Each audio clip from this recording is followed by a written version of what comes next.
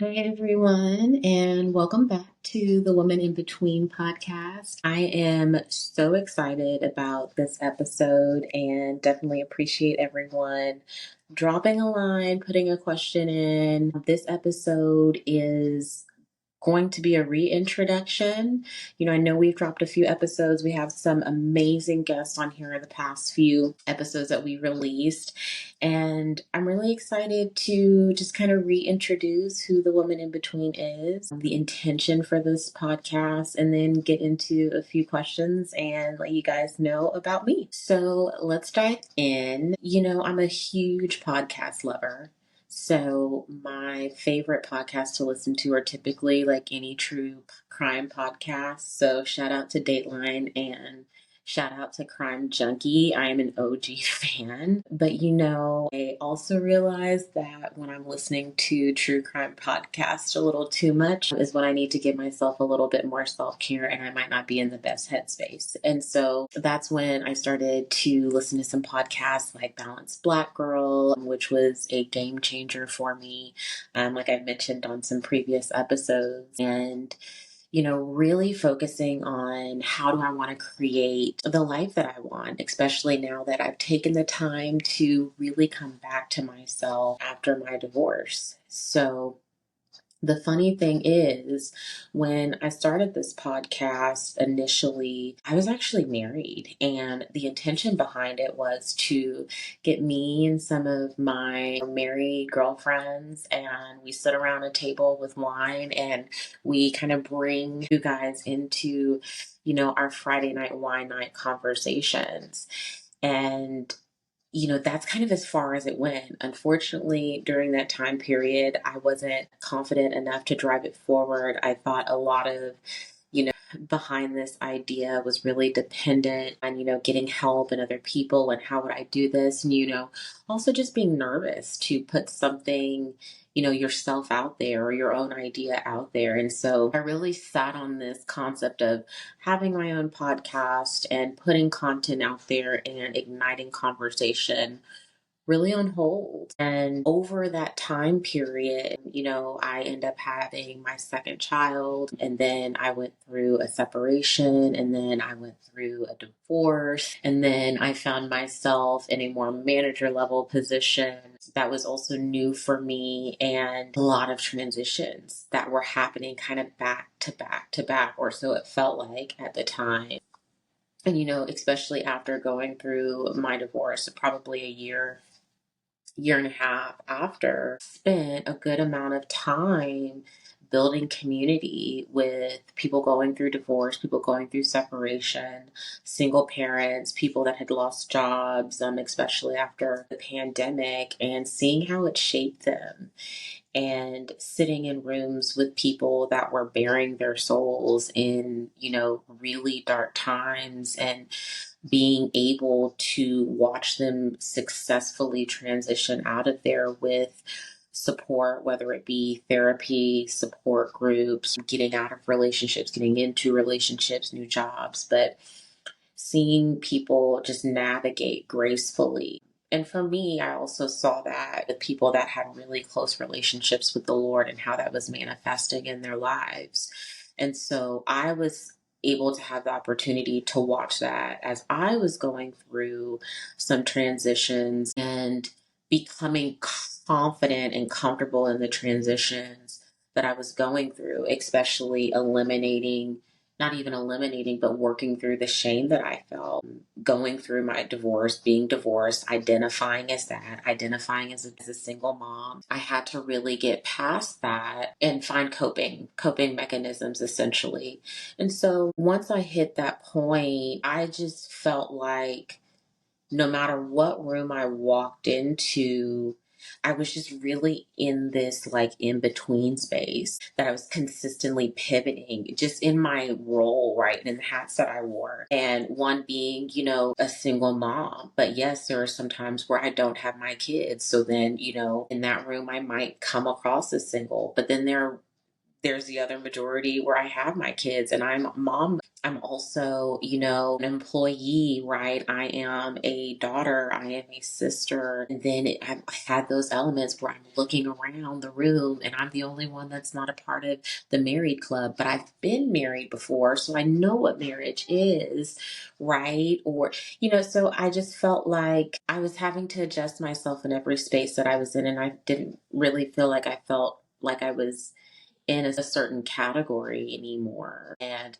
I think that goes for a lot of us where we're just so multifaceted. Our experiences have shaped us, right? And we kind of grow to be this multifaceted person that we want to pour into. And that's what I was discovering.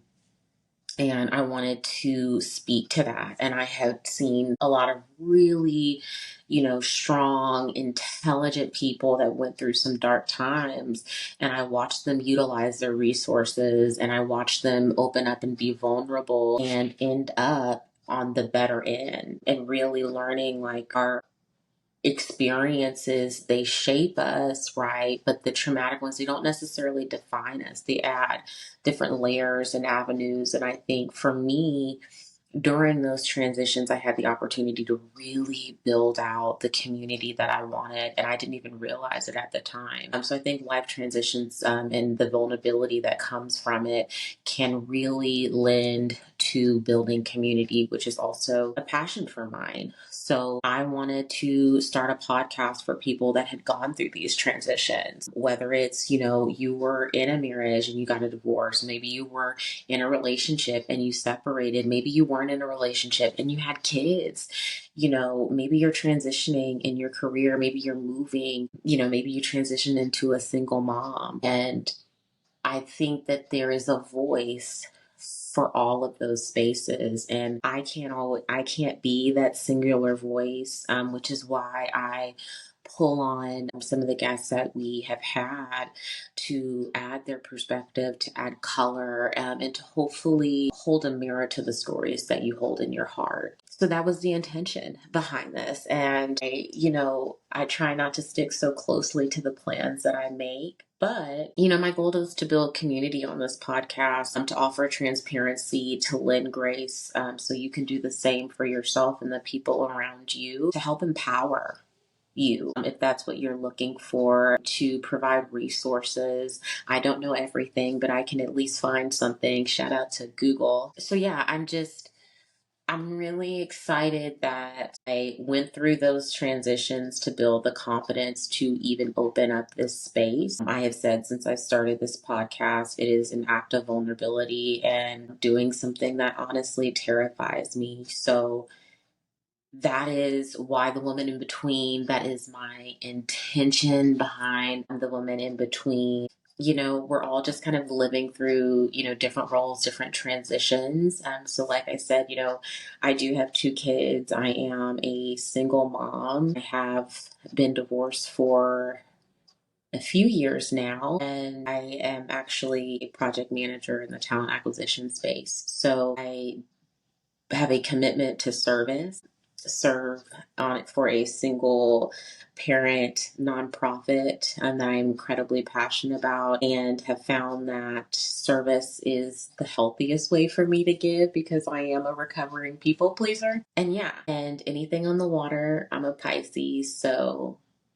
if you listen to the podcast, you already know. I think the Pisces energy comes out for sure. So yeah, there is a little bit about me. Like I said, I'm always wanting to share as much as, I can. Obviously, if during this podcast, you're curious about more than me. And I think that this is a good plug to say, if you're not subscribed to our channel, we are on YouTube, we're on Spotify, we're on Apple Music. So like, subscribe, and also follow us on social media. We're on Instagram, looking to get on TikTok soon. So follow us and tune in every other Tuesday because it's a good time. Or follow me. Yeah. So I actually opened up the chat on Instagram and wanted to hear from you. And I wanted to hear some of the questions that you might have, whether it's from episodes that you had listened to or just out of curiosity that maybe I could dive more into. And you guys delivered, the questions, they're good.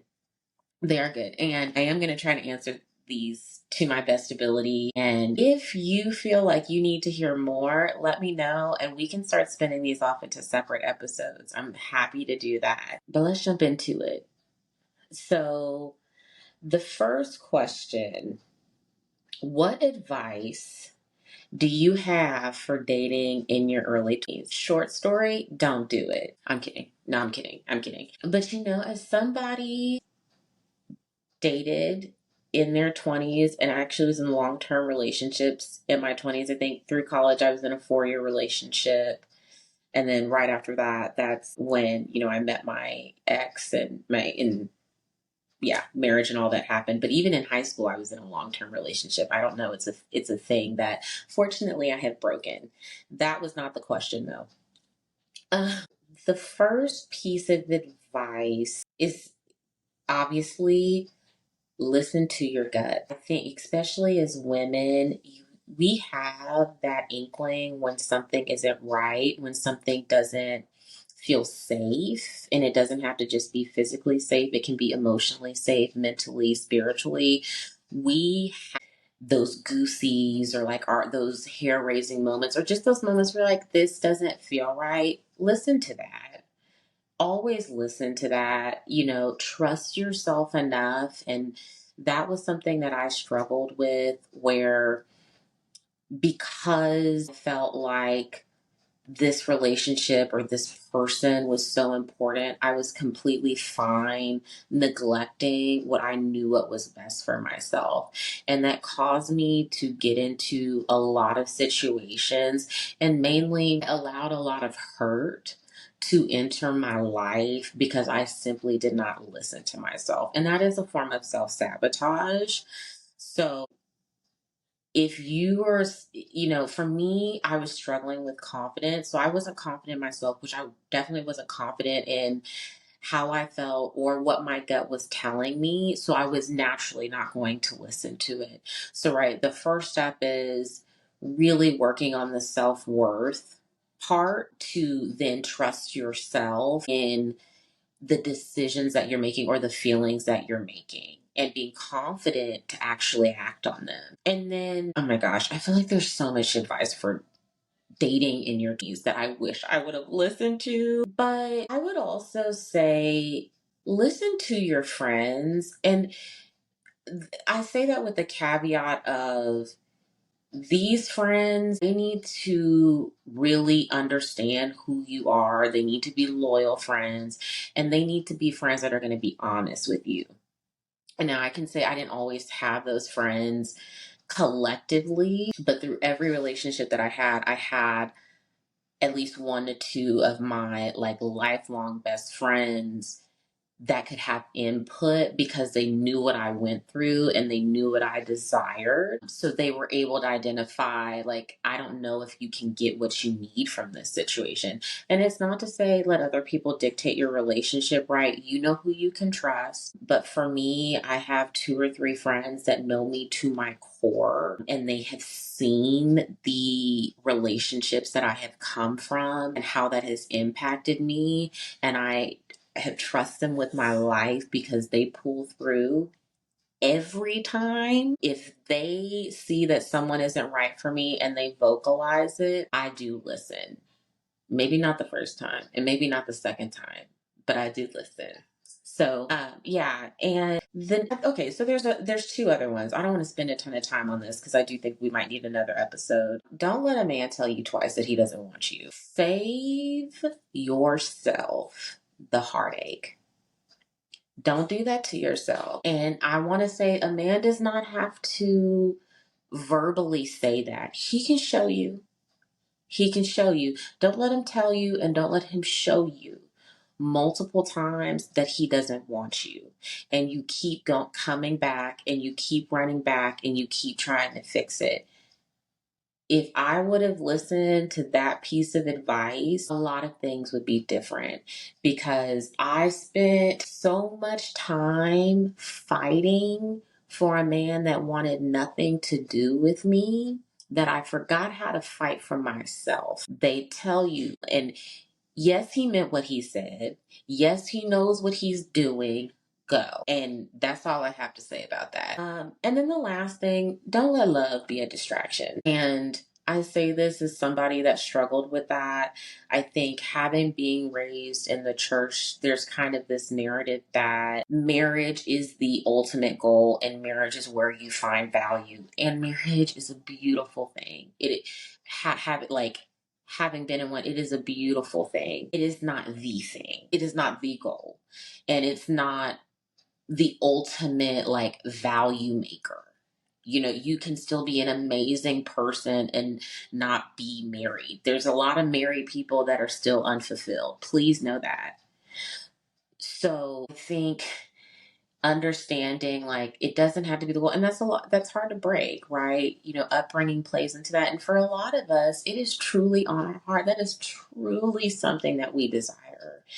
And so I get that, but I think the real work in finding the person for you lays in doing the work for yourself and pursuing the purpose that God has given you.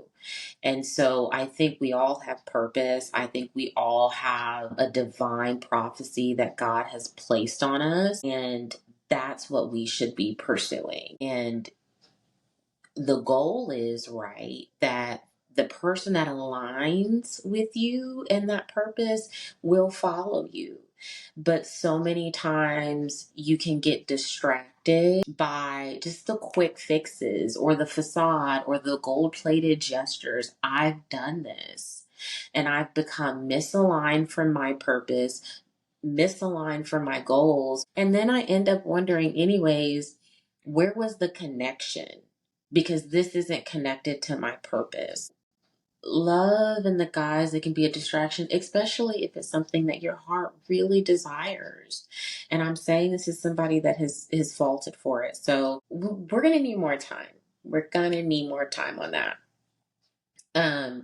So the second question was, do you have any regrets in your decision to completely call it quits, or was it your decision? And I love how these questions came in, because the first one came in as far as, do you have any regrets on your decision to completely quit it?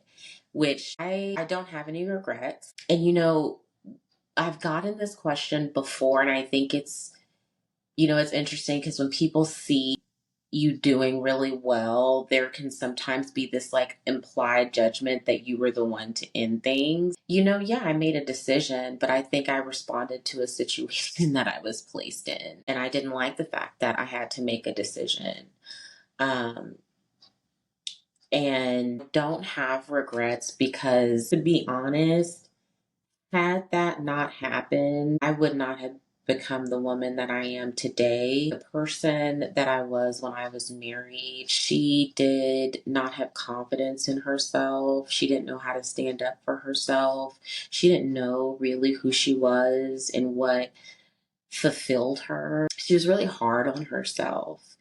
And I speak about it past tense because I really try to lend myself grace and the versions of myself. I mean, I think we should all do that, lend ourselves grace to the versions that we were in the past. And that version of myself really, really wanted that marriage. But at a certain point, you have to realize when the room is not for you and it's not working for you. Like nothing is making sense. You can't figure it out. It's not working in your favor.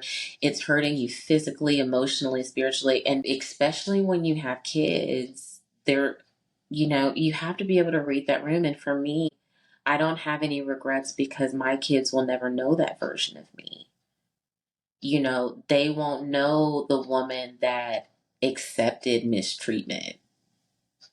They don't know that version, and I'm happy that they don't. They're not going to know, you know, the yelling and the scream. They're not going to have those memories, at least in my home.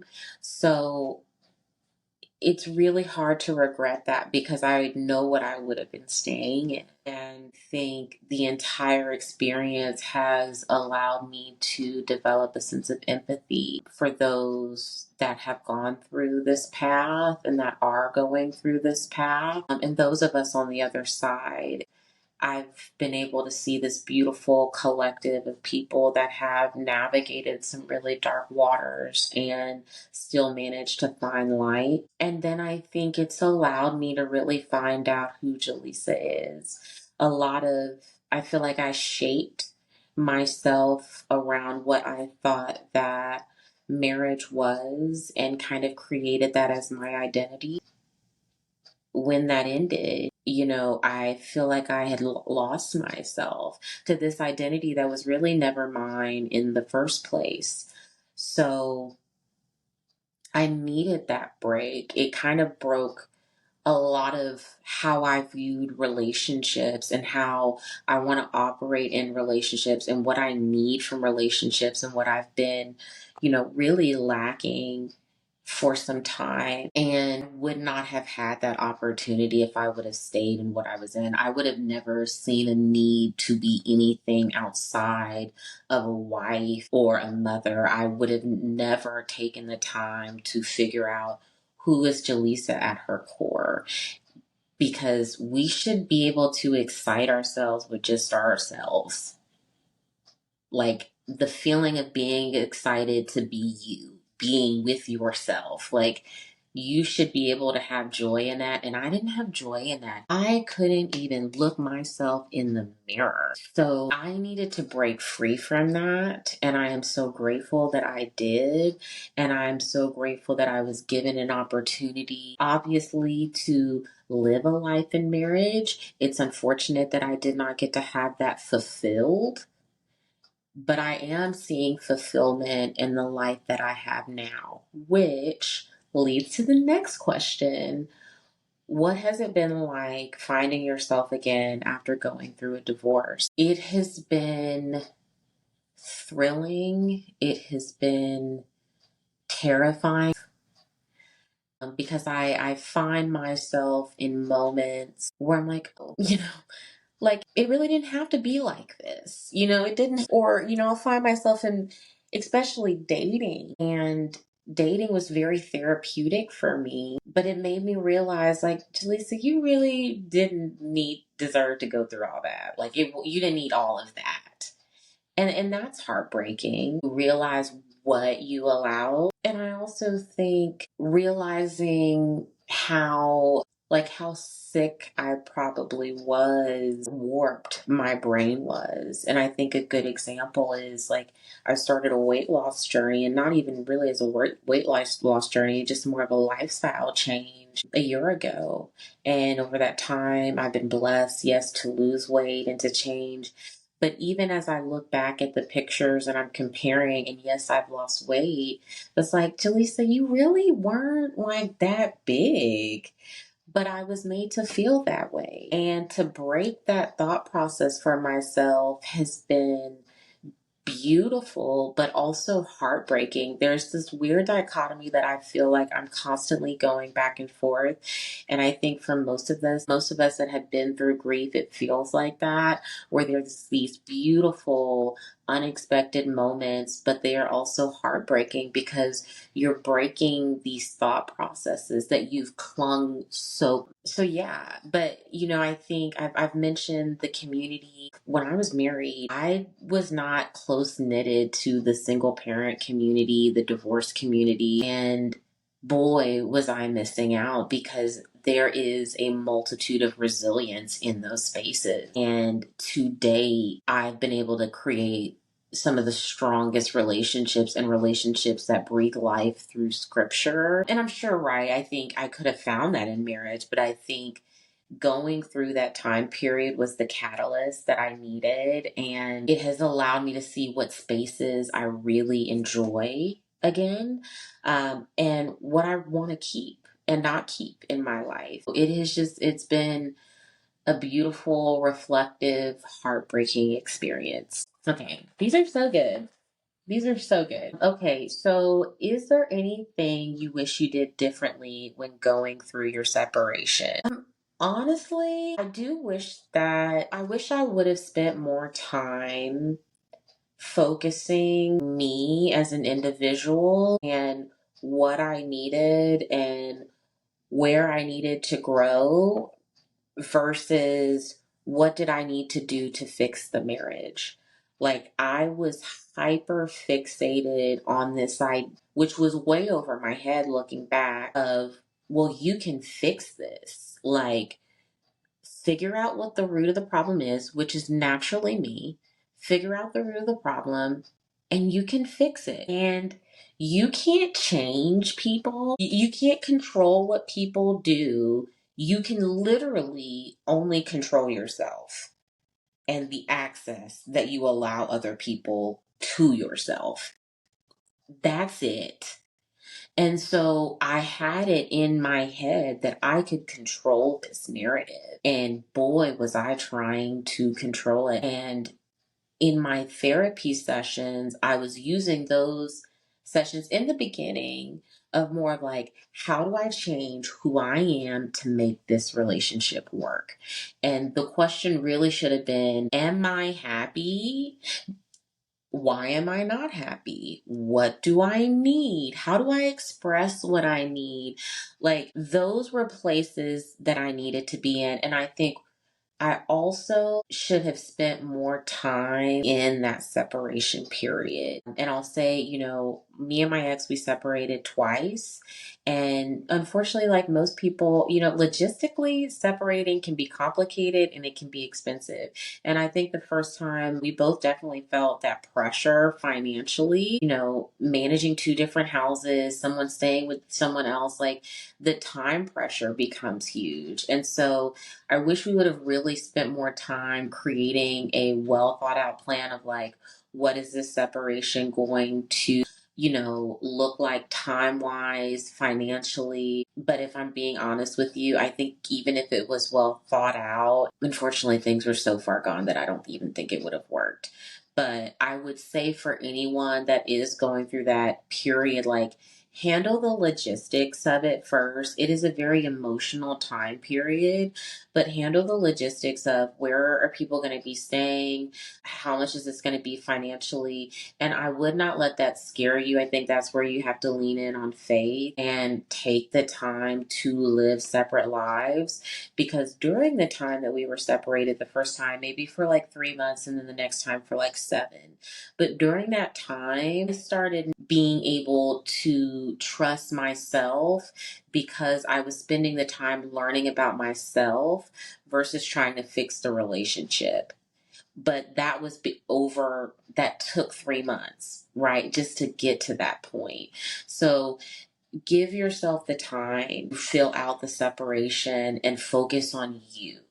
Not how you can fix the other person, not how you can fix the marriage as a whole. You can't. You can only fix you, or focus on you. Okay, so then the next question: what advice would you give younger Jelesa? Girl, don't drink that supplement. That's what I would tell her. Crazy. So honestly, okay, the first would be what is for you will move towards you. I think younger Jaleesa, and I would probably even go to as young as 10, 11, would kind of mold myself into spaces that I really didn't fit into, or that really weren't serving me. Whether it's, I didn't have a lot in common with the people and I was forcing relationships, or I was in relationships that were toxic for me, that weren't benefiting the goals that I had. And when the rejection would come from people, or even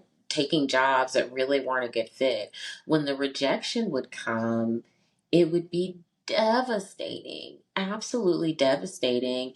And then I would look back and be like, well, they weren't really for you in the first place. Like you weren't even supposed to be engaging with them in the first place. And I think that speaks to, definitely like my relationships in high school and college where like I really didn't have a lot in common with them. We just happened to be in the same kind of group settings and whatnot, and I kind of contorted myself. And, those relationships went for a long time because I could do that. But there was a lot of strife, there was a lot of confusion. Neither one of us were happy at a certain time period. It's like you're pursuing the wrong things. And you shouldn't have to chase, and convince, because I would do that, chasing and convincing and trying to sell myself. Is like, if you have to do all that, they're not for you. You should be able to walk into the room and what's for you is going to be moving towards you. And I've even applied that approach to jobs. Like, if I notice it starts becoming too complicated and too confusing, and, I'm struggling for my voice to be heard, and that is a big indicator, then it's not for me. So we talk about, right, being seen and being heard. That is vital. If you don't feel that in the spaces that you're in, they're not the spaces for you. It's not the people for you. And then, obviously listen to your instincts, trust your gut. Now that has served me well. I still struggle with it, but I always say, God is not the author of confusion. So if there's confusion there and I feel it, it's typically probably not for me. And I remember I went to this party maybe back in the spring, and typically that is really my scene. And it's like, let's have a good time. Let's do what we want. And just in my gut, I was like, this is not somewhere I want to be. I'd rather be doing something else that's just better geared towards my goals. And it's not to say anything I'm better or not, because look, I can party with the rest of them. But it just wasn't for me. And I listened to myself, and, I felt like I got more out of it, and I build more trust that way by listening to myself. And then the last thing would be, you are not going to be for everyone. You can't be. And even if you try to be the person for every single body and please every single person, they can still leave you. They can still talk about you, turn their backs on you. It does not matter. Stop putting your effort in trying to be for everybody.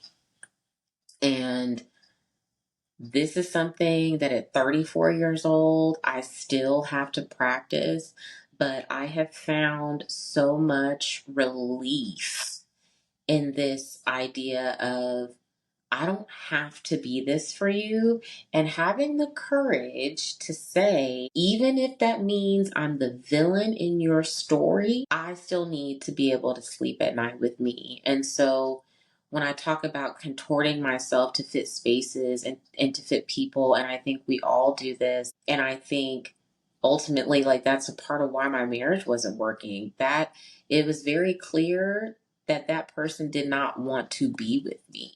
But instead, I pushed and I pushed and I contorted and I focused on the other person, and I didn't focus, and I played every type of role, ran every type of script that you could, and it still wasn't right because it wasn't right for me. And I'm saying this not as like a martyr, but also saying as like, having dated other people, I never had to contort myself to that degree. I was able to show up as who I was, and that was celebrated. So I have learned I'm not putting the extra effort to try to make myself into something that is acceptable for you, because it is going to distract me from being able to determine if you're somebody that's for me or if this situation is for me. You cannot be for everyone. And I say this to myself in the mirror, and it should also give you some relief, because you're putting weight on. And I was putting weight on, and I'm still currently taking weight off. And it is too much. So I say this all the time. I am a recovering people pleaser. It is something that I'm working on. I have to ask myself every day, is this something that you are really able to do? Do you have the energy for it? And really stopping myself, because you can't pour in everybody's cup. So I hope that I answered those questions to your liking. and that I shared everything that was helpful. But please let me know. Drop it in the feedback chat or on socials if you want to hear any more about any of these topics or questions, or we can even open the line up again. But I'm really excited to just share a little bit more about my journey. We will continue to dive into that, and as I thread little pieces through each episode. But I just hope you know that no matter where you are in your journey or what path you're taking, you are valued and you're loved and you deserve all of the best things, especially grace. So be gracious to yourself. My little one is already waving for me good night. So thank you, and I will see you in our next episode. Bye.